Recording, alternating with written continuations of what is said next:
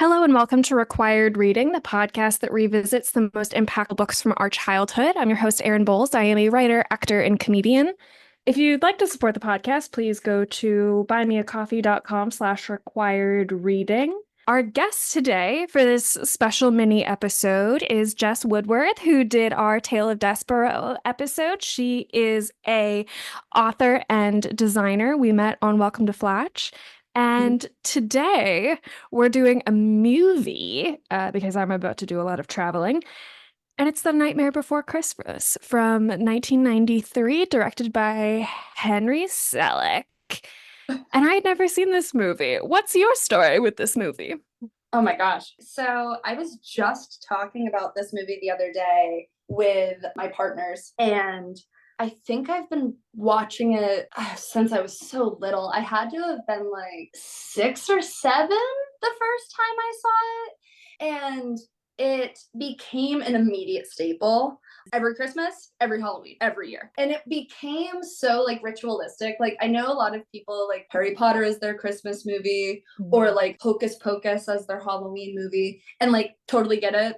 Very big fan of Hocus Pocus also. But I constantly come back to this one every single time, even though I've seen it just a few months prior. It's, I think, one that just like spoke to me so early as like a spooky ooky kid, Yes. like I was like, yes, give me like the creepy but also like very like emotional and like sentimental storyline about like these misfit characters who are trying to fit in. And as someone whose favorite holiday growing up and to this day is Halloween, I think it resonated a lot with me through the lens of just like everyone always loves Christmas, right? Because like you get toys and like all of like the big gifts. And for me, I was like, no, I want to dress up and I want like that dark, go be whatever you want to be and run around in the darkness, which I think says a lot about me. But this kind of like bled the two together in a way where I kind of then also had some even ground with people who like loved Christmas. And I was like, cool, I can watch a Christmas movie with you that also resonates really deeply with me. And so it became a classic. Oh my gosh. I had never seen it before. I guess the roughest way I would explain the plot is the King of Halloween Town, two separate words, because Halloween Town was a similar classic for me. Huge staple. And Kimberly J. Brown, who plays the main character in that, is actually from the same town as me, which is crazy. That's so cool. And actually, I don't know if you saw this. So at one point, she, I guess through a deal with Fox, posted a TikTok about Flatch when it was airing. And I commented on it. It was like, oh my God, I'm in this show. And also, super creepy question. Are you from Gaithersburg? Because me too. And she goes, oh my God, yeah. Her TikTok is very cute. And she's married to her love interest in Halloween Town too. Yeah, they got married. It's really cute. Oh, that's so cute. I know. It's adorable. And we had talked about doing that, but this one I think felt very in the vein of the show. I mean, this movie is everywhere, like truly has always been everywhere. And I, for a long time, actively avoided it. And the only bit I had seen of it was on Disney Channel. They would play music videos, and around Halloween, they would always play the opening number of this as a music video. And I would always leave the room because I was like, that is yucky and creepy and scary. Something I am realizing a lot is like how much my enjoyment of an animated thing is based on if I think it's cute. Like the aesthetics are really important to me. And I watched a lot of claymation. I was like very much an Aardman family, like Wallace and Gromit. Watched a lot of it, Creature Comforts. And I had a VHS of like short films. And so I mentioned this in texting. There's a short film in one of those called Not Without My Handbag that is terrifying. Terrifying. You can find it on YouTube. It's about a little girl whose aunt, she's living with her aunt. The aunt fails to pay like the washing machine monthly payment, and so gets sucked into hell by the devil. But she doesn't bring her handbag, so she crawls out of hell as a skeleton to get her handbag and then go back down. The whole time, the little girl is absolutely freaked out, justifiably. And so that was like growing up, my best friend hated claymation. And I was like, I don't get that. I love claymation, but I understand that it can be scary. I understand that fully. Have you seen Coraline? Or Mhm. like, so that's also Henry Selick. And same with James and the Giant Peach. Yes, and I Yes. loved James and the Giant Peach. Yes. Like that was palatable. I don't really know why, because those things are very similar. I also have to admit, and I learned this about myself a year or two ago around this time of year, I don't like skeletons. Fair. I just Okay. don't like Okay. looking at them. It's not like Yeah. a scary thing. It's just like an aesthetic thing of like, Like, no thanks. I'd rather have a pumpkin. So Fair. I think that it was mostly an aesthetic thing because I do also love Christmas and I love Halloween. I Yeah. loved animated stuff. Wallace and Gromit had a Halloween movie that came out when I was, I think, in elementary school, and I saw that in theaters. And the bunnies in that are very cute. But I had like purposefully avoided this. And so Fair. sat down last night and started watching it. And I was very charmed and enjoyed it. And I think the big thing I came out of it was like, where's the rest? Like, I really fell in love with the character of Sally. Oh. Like, incredibly complex and Mhm. surprising.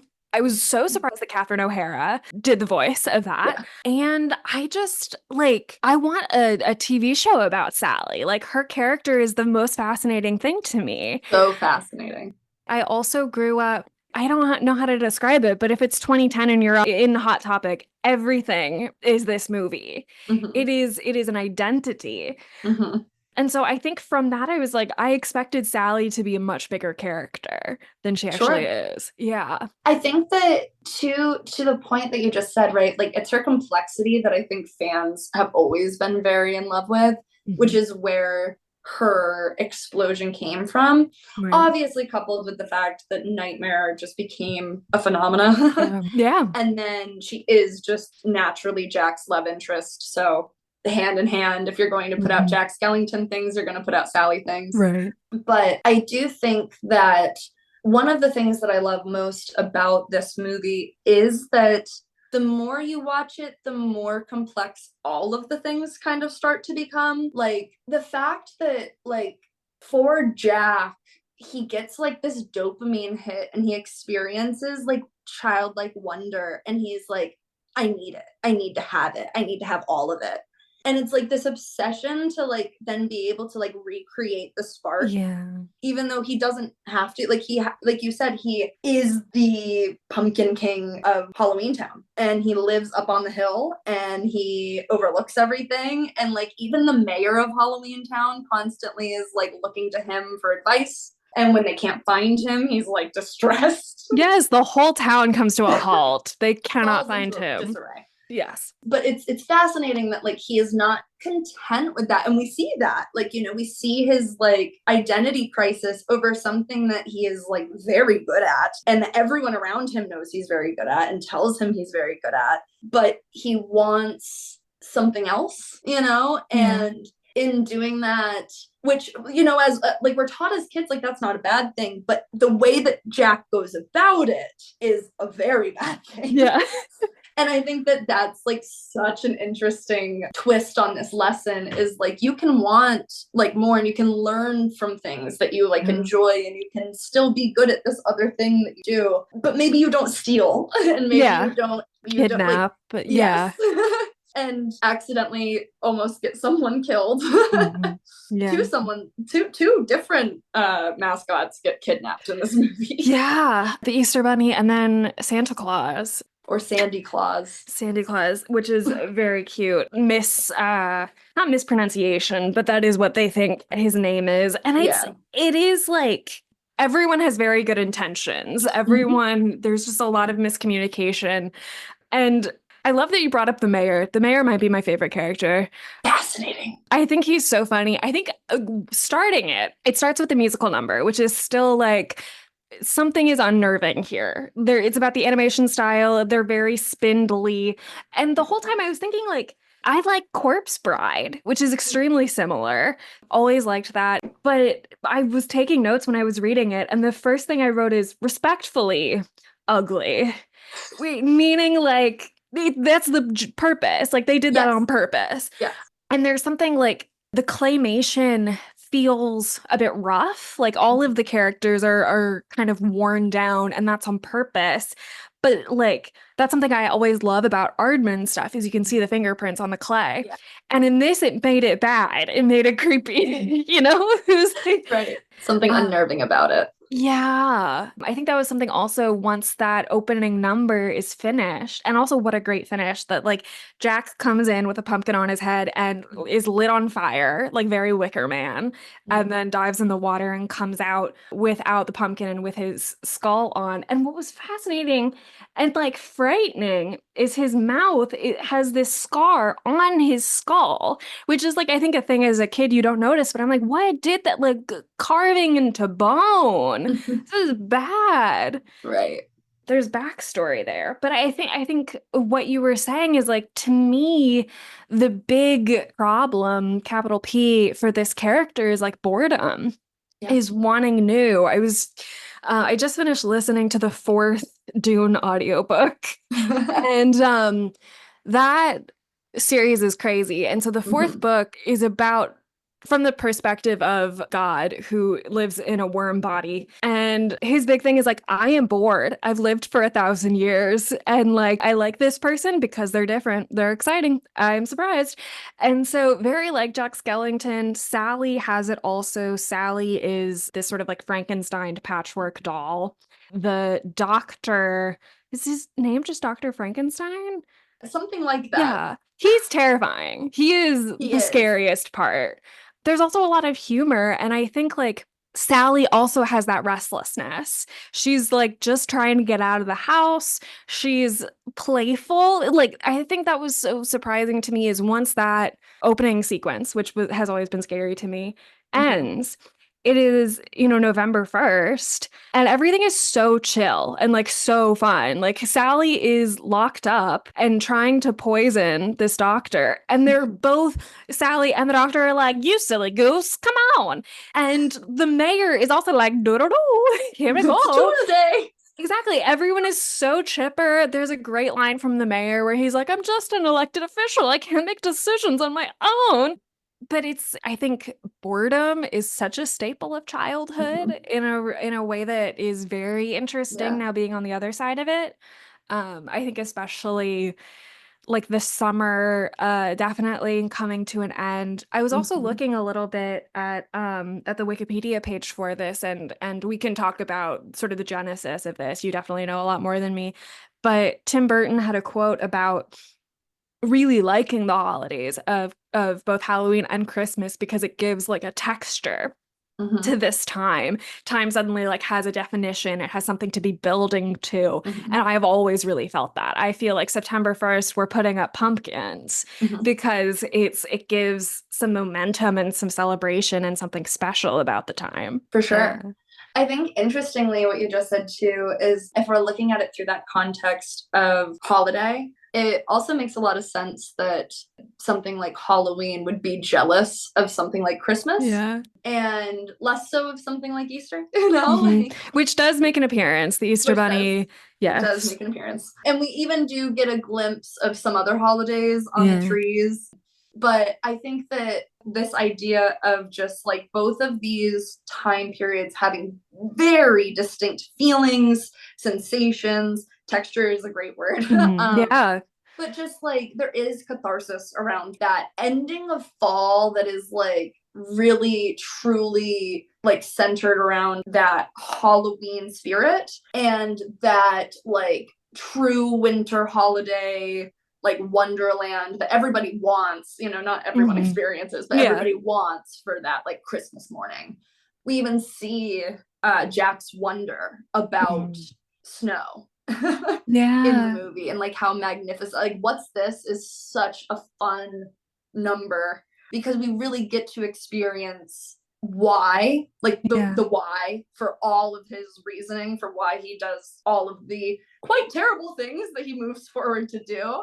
Because he doesn't, and he even does, to his credit, say he doesn't want anyone to get hurt. Whether that, is, actually going to happen or not is, Oogie Boogie is a looming force in the background that we'll talk about in a bit. But, he really just wants to capture that momentum of like, wow, has everyone experienced this? How can I make everybody experience this? And in doing it, he creates a like crisis over in Halloween Town, and a true identity crisis. Yeah. Which goes back to that being envious and wanting what the other has isn't always the right choice. The grass isn't always greener, even if it's snow. Yeah.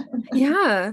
You said something interesting about just Jack wanting. There's so much want in this, about wanting that splendor, about wanting to share it, about wanting something new. And I have noticed that in my own writing. I think the phrase that comes up so much for me is from The Little Mermaid, is I want more. Yes. And that it's not bad to want and want and want. And that feels so of childhood. And I think it also feels childish. And I think that makes us often feel bad for feeling it. Even Sally, like Sally's wants are also very clear throughout the movie. Her wants are a lot more realistic. Yeah. But they are still very like loud and driving. And I think everybody who wants something in this movie does so to some detriment of themselves. They lose themselves somewhere in that mystique and wonder and search. I think that's what I love so much about Zero and his glowing nose, is this return back to the light of like, you will be guided back, you will end up back where you belong, you know.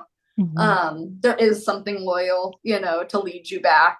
But all of the characters have these very, very loud wants throughout the movie, coupled with boredom. Like Sally's bored with her life and she wants and longs for the love of Jack and just like more, and to feel like she is real. Jack obviously is bored of his entire life, and the loudest and most clear of all of them. And he is, you know, out doing crimes. Like, well, he's not doing it, but he's sending people out to do crimes. But even like Lock, Shock, and Barrel, the kids, all of them are seen to be bored, and they all are trying to figure out like what's going to be the most fun way to handle this project. And they all also want to be noticed by Oogie Boogie, who is noticeably bored. And at this point, he's like gambling. You know, he's like, yeah, you know, like I always win, because it's not really gambling because he always has control. But it feels better to like have this illusion of chance. And it isn't until that illusion of chance is no longer an illusion and everything starts to fall apart does like that stop being fun. Yeah, it's when the unexpected actually starts happening. Right. Yeah, I think Sally is an interesting corollary, I think, for kids of that idea of like being trapped in a house by a grouchy person who wants to pick you apart and unravel you and constantly remake you. I think there's a degree of but then that I think is such a nice turn, because Sally is all patched up and can remove parts of herself that in the end, when trying to save Santa Claus, she's able to use that to her advantage and separate and so use the things that make her different to make her feel successful. Yeah. And I think I love that scene. Yeah, it's so fun. And I think like there's a hallmark of Christmas movies to me is community and everyone coming together. And I think it's really nice to have that in their Halloween Town of everyone is trying their best. You know, everyone wants to make this, like everyone wants that wonder and that excitement and wants like when Jack leaves town, everyone is so scared and so worried. Like there's a lot of love in this world. I mean, and they do try. Like they try. To their credit, they try really hard. They don't understand. They do it very poorly. Like when Jack comes back and he gives them all of these like blueprints to really make Christmas happen. Yeah. Everybody does their best to follow those blueprints. They just don't understand what Christmas is. They didn't go experience it. So what ends up happening is this hodgepodge of like gifts that are mortifying. Yeah, gifts that like a Halloween Town child would love, but not a normal world child, certainly. And no one is expecting. And so this idea though is that like they really do their best. They ask questions, and Jack kind of is just like, you guys got it. It's fine, you know, because he wants the fun parts. He's like, all right, well, that's handled. I now want to have the hat and the suit and all of those fun things. And again, like you said, wanting isn't bad, but the way you go about it and the way you handle it is so important, especially as a kid, when you like don't understand that some of those things can be really childish. And Sally, I think, is this great aware character who does her best to pump Jack's brakes many times. And you can just tell that like she doesn't want to burst his bubble. Like she really does her best to support what he is wanting. And like really does want for him to be happy. And so she's trying her best to follow along with those dreams, but she also recognizes the harm and the detriment that can come of all of this, even just the detriment that could come to him, let alone like the bigger holiday. And ultimately she's right. I mean, he gets shot out of the sky. They bring out cannons. If he wasn't dead already, he might have died. I don't know. And it's interesting that Sally, who lives with the consequences of other people's decisions, is the reminder that consequences exist and happen and that we have to account for them. I think that's really an interesting connection. And I think it's interesting that the character that kids identify with is Sally, who ends up being sort of the responsible one. Yeah. It's really interesting. Yeah. But I think then it's like, I think this had something sort of muddled. I think the end lesson of like the grass is greener on the isn't always greener on the other side reminds me, and I'm gonna bring it up every episode, The Wizard of Oz, when like, you know, Home Sweet Home, where it's like you leave and you gain a greater appreciation for it. But I think maybe that as a kid left me with something of like, no, but I wanted to go there. Like I want to still walk in Oz. It's cool and gorgeous. So like I think that message kind of always missed me of like, I think because in the end it's like Sally is gonna have a new life. Like he builds a replacement for her, but I am gonna still have my same life, which that's why we make movies and stuff. But I definitely see that. I think it goes back to what you were saying about community, right? Specifically for this movie, I've always also felt similarly about The Wizard of Oz because I'm always like, no. No. It was cool. I want to go there. Those are my friends. Like, yeah. But I think specifically for this movie, it goes back to community and recognizing that Jack can want that. Jack can want to go walk in Winter Wonderland, and that's fine. He did, and it was great for him, and he can do that anytime he wants. He knows where the trees are. But I think it goes back to he pushes that identity and that wonder and that crisis that he's having on to everyone around him, who out of love does their best to conform to this idea. And it isn't until he stops and he recognizes that what he had actually was really great, and he didn't have to ruin what was already also great because it was great. And I think that's that moment where he's in the Angel, you know, after he's been shot down and he's held, and he's like, you know, disheartened and disheveled, and he's like, wow, life sucks, everybody hates me, what did I do wrong? And then he like realizes, he's like, oh, everybody's scared of me. And I think there's that part too of like he's never experienced like anyone like loving him in like a way that wasn't adoration for how scary he is. And so like I think there also is like not as clear and probably a little muddy, but that kind of like want in Jack's character of like wanting to be adored for something different than fear. And it isn't until he's laying there and he's like, they're afraid of me and I'm like doing my best to give them gifts and like, what am I doing wrong? And he's like, oh no, it's okay. It's okay that I'm scary. It's okay that I'm really good at Halloween. It's okay that I'm not good at Christmas. And it's okay that I love Christmas. Because he even has like a nice exchange with Santa later. You know, like at the very end of the movie, he does have a nice, like, Santa's like, don't ever do that again. But also, we're good.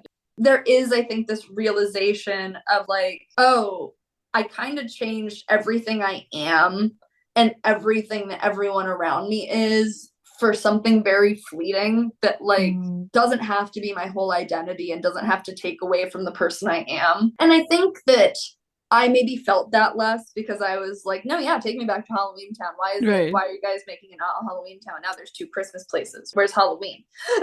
But I think it is that moment of there isn't a law for him to be able to return to those doors, which we see because Shock, Lock, and Barrel are able to go there and they're able to access them numerous times to be able to get the Easter Bunny and then back and then get Santa. And so I think that this idea of like wanting gifts and wanting love and wanting affection instead of wanting fear and wanting screams and wanting, tears is what initially drives that like wonder also. Because even in What's This, I think he has lines about like people aren't screaming, people aren't cowering, people, like there is like this part of it is wow, Christmas, but the other part is also wow, joy. Like, wow, happiness, like, and I think that he learns to see happiness in Halloween and like how it serves as like its own special thing and that it's okay that there is a difference in him. And so I think lesser than a don't go to the new place, it's more don't change everything you are to fit into the new place because you're okay to be the weirdo the way you are, even if you are creepy and spooky. And it doesn't have to be all or nothing. Yes. Yeah, I think that's really interesting. I think like something I dealt with a lot as a teen is like wanting your identity to be more than one thing. Like that created strife between me and my friends of like I wanted to be something different and there's a lot of comfort in rigidity and the roles we've always had and always played. And I think like you said the reaction is different in the Christmas world of adoration of that positivity of wanting that joy. And I think something that struck me from the very beginning is I didn't know that there was a Halloween Town in this. And of course, the other one is very big to me. And the lore and the backstory in Halloween Town is that the world is scared of us. So we get to have a town just to ourselves where we can be as odd as we want. And we can live in peace is always the line in the movie. There, it's leaning into ourselves and being insular, where in this Halloween Town, 2 words, it's about creating that sense. It's about expectations. It's about, and it's about creating an experience for someone else, which I think is the really countdown interesting. that immediately happens. And I think that also goes into what you were just saying, right? Like the difference of like, this is our community, this is where we go, this is our like our place, as opposed to we are tucked away here for the next year till it's our time again to come out and be here, and then when you are, everyone's afraid of you and everybody wants to run away and like how fun is that for how long, and to see something different and want something different, it like you said isn't bad until you go about it bad.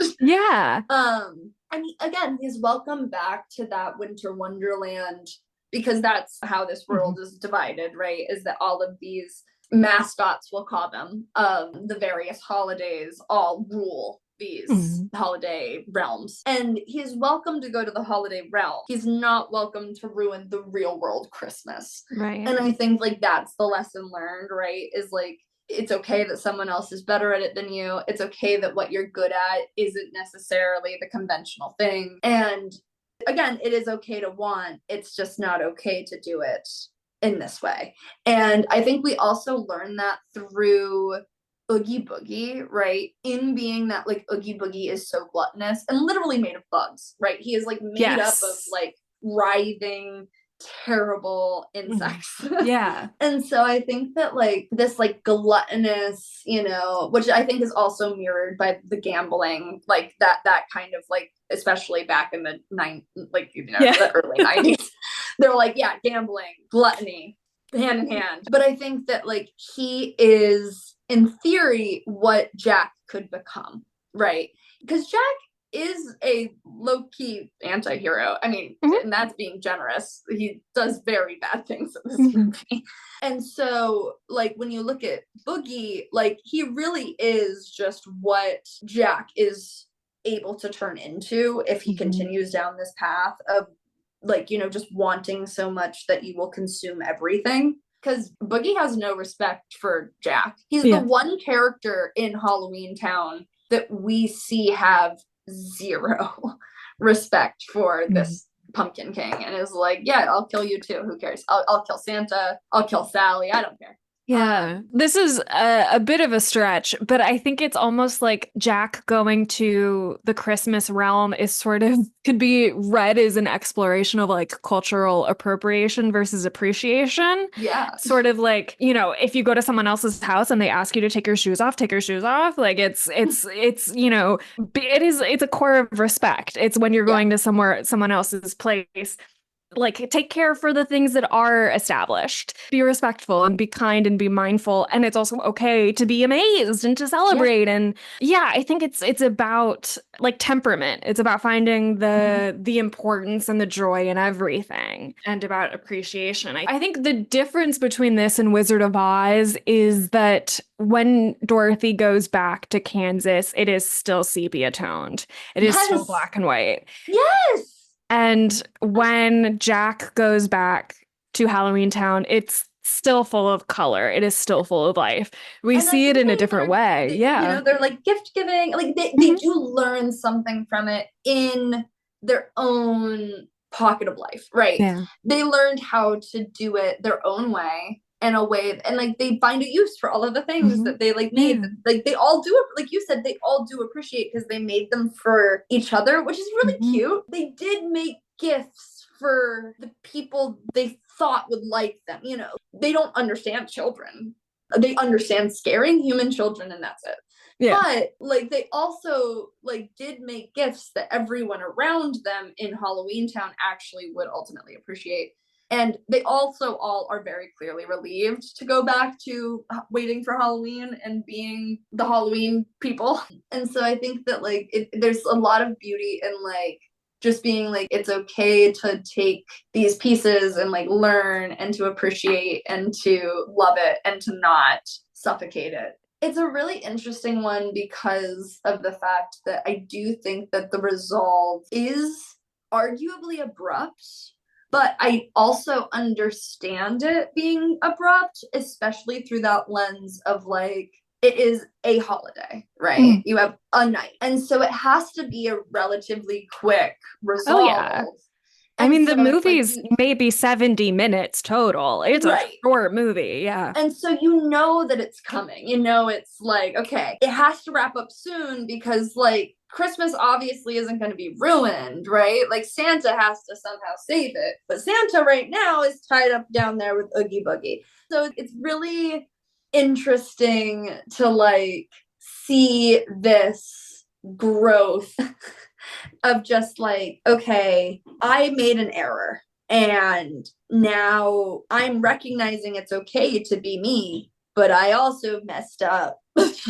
Now what? Yeah. And so it's like, once you get to that moment in the film, it's like, okay, yeah, now what? Christmas is going to find its resolve. Done. Once we hit that next moment of like, okay, so now what? I think that it makes sense that like the only logical now what is we will continue to do the thing that we are really, really good at. We will leave room for the people who are really good at that. And we will respect that you're really good at it. And I'll respect that I'm really good at this. And we can do things for each other and learn things from each other without taking everything from each other and needing to have every holiday for myself or every, you know, thing for myself. It's funny. Like I said, I really love the end. I do totally agree that it is like abrupt though. Like it is like a very sudden, like, oh, now they are back to being Halloween Town.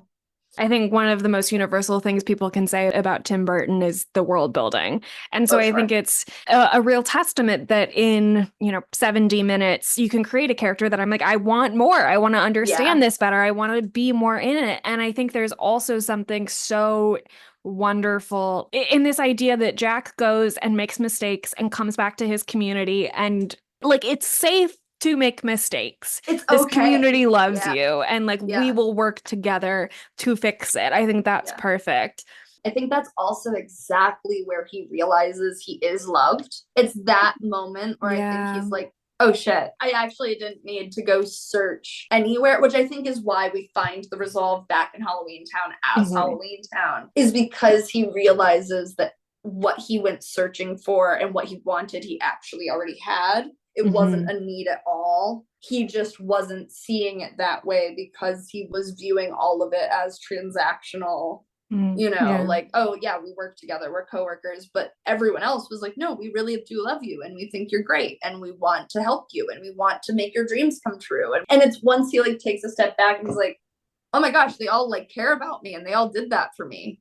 Oh, whoops. Like, yeah, there's almost like a mindfulness lesson of like he's very stuck in his routine, and yet there are these beautiful things in the routine. It's just that because it's habitual, we start to take it for granted. We see even with him and a couple of people where like the singers outside, I love them under their umbrellas, where he like yells at them and they're all like actually really upset about it. Like it's like it hurts their actual feelings. And I think it's like it really is just one of those things where like we see that his frustration and boredom and his negative energy and his like unwillingness to see what he has around him and like the beautiful moments that are happening around him is what grows that disdain that we as viewers are able to see throughout the movie, but Jack blatantly misses. It isn't until he goes to Winter Wonderland and he's like, yep, this is what I've been missing, only to realize he hasn't been missing it and he's been missing it. Like he hasn't been seeing it, even though it's right there. I think is such a fun like thing as a viewer to be able to track like him suddenly recognizing like, oh, all of it was there and I was kind of a jerk. Yeah. Again, there's like a safety in that. I think it's really important for kids to, I know I was a very good kid. Other kids would be misbehaving and my parents would be like, you were never like that. And so that creates a thing rather than pride. It's like, oh God, don't mess up. Of like the worst thing in the world is to be that. So I think to exemplify that and say like, you will make mistakes. And it's okay, and we can work through that and get better. You will be forgiven. It is okay. You will learn from it, and it is okay. And I think especially seeing someone like Jack, who is the character with the most power ultimately in Halloween Town, flounder and feel awful and feel terrible. Someone with so much, right? Who has everything, who has a bigger house than the mayor, who just like has everything that they could possibly want and yet still wants, I think is like that great jumping point of like, oh, okay, so even the person with the most can fuck up. Can just totally botch it. And so you are allowed to mess up and it is okay. You will be forgiven. Because even this guy who's supposed to have it all figured out and all together and takes care of this whole town messed up and was forgiven. So you can be forgiven. And I think that's like a very nice, like, oh, that's a nice comforting feeling for both, you know, something like Halloween or Christmas. Because even though obviously Halloween isn't the most like coddly holiday, it is still a holiday where you like, especially as a kid, usually are spending it with friends and family and going trick-or-treating or having little Halloween parties if you're a little bit older. And it's like those things are still community moments of comfort. And like finding comfort in Halloween parties is okay just as much as finding comfort in your Christmas dinners, you know, like they're going to be different. You're going to find different comforts in them probably, and they're going to be different levels of like coddly warmth probably. But it doesn't change the fact that it is still like a community loving place that is safe and you are like safe there. And I think both of those holidays really like exemplify like that feeling of being with your community and doing things that are different and scary. And I think for me, I think that like the animation style was creepy, but it was always one of those things where I was like, I feel like, and like you said, it is obviously intentional, but I also feel like it is so exemplary about like how people judge them, right? It's like if we as viewers are like, oh, creepy, then it's like that must be how people in their world react to them. And so I think like it's like that makes sense that they would want something different, you know? And so it's like it's a great way to like, because I would argue Sally is the least creepy, but she's sort of like the most normal looking kind of. But she's the one that is explicitly handmade. Mm-hmm. And so it's like, it's interesting that like she looks the least like truly like put together with fingers and like placed together with like clunky unshapen bits and pieces, but everybody else is explicitly just like that. But Mm-hmm. she feels like she's the weird one because she's patchwork and she's arguably beautiful. Mm-hmm. And in that world, we see that there aren't really many beautiful things.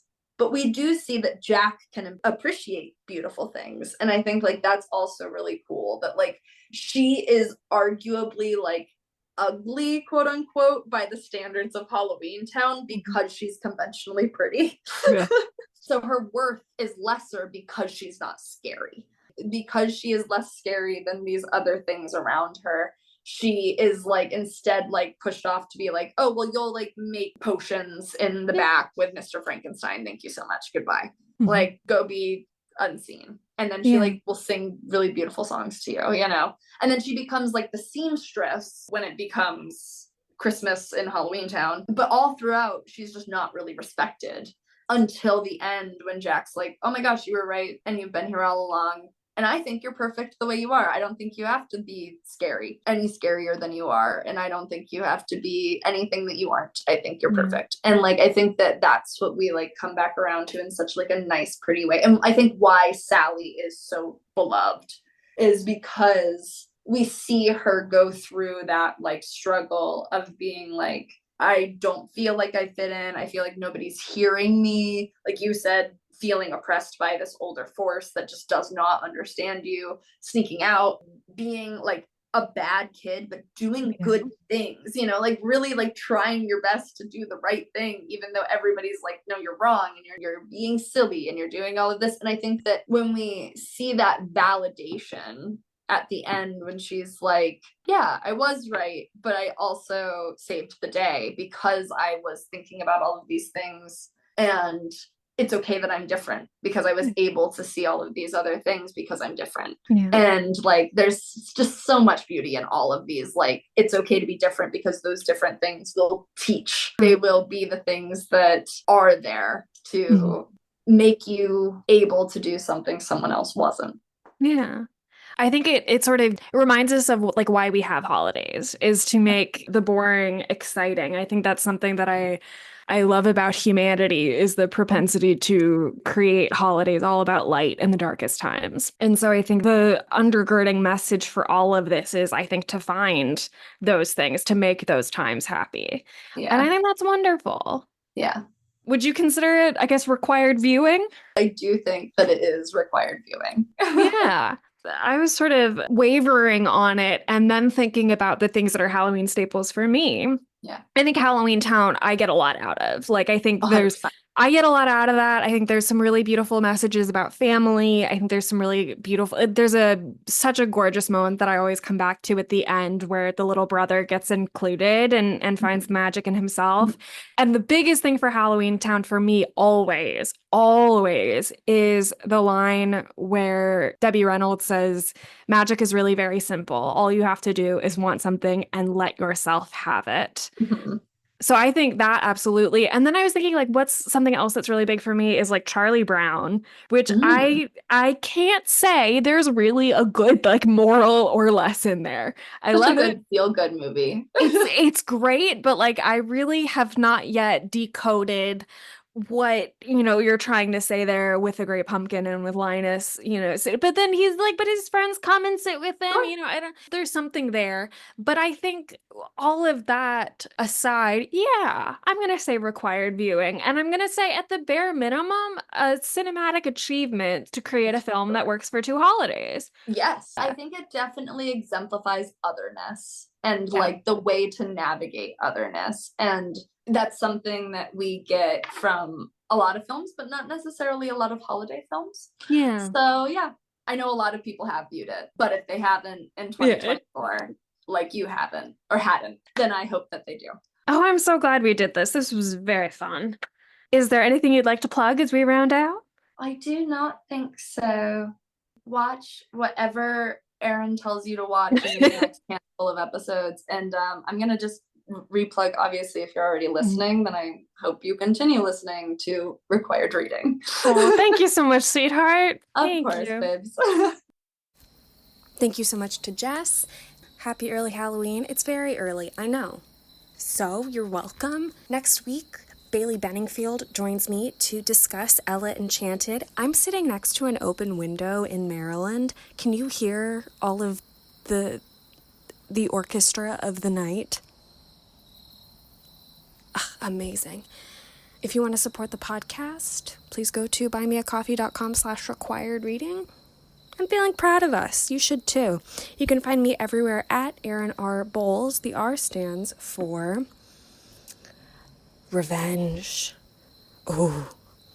I'll explain next week. It's so, it sounds like something huge is happening. It's so small. It's the smallest thing. It's 5 seconds. But I'll see you then. Bye.